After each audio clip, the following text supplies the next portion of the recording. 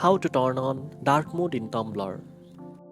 First of all, open the Tumblr app and make sure you are logged into your account. From the dashboard, tap the profile icon at the bottom right corner to open your blog page. Next, tap the settings square icon at the top right corner to open your account settings. Under account settings, look for the color palette section. Here you will see the option to switch to dark mode. Tap on dark mode to enable it. The app interface will change immediately to the dark mode settings, making it easier on your eyes, especially in low light condition.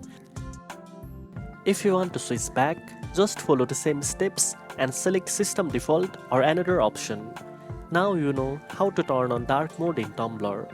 If you found this video helpful, don't forget to like, share and subscribe for more tech tips. Thanks for watching and I'll see you in the next one.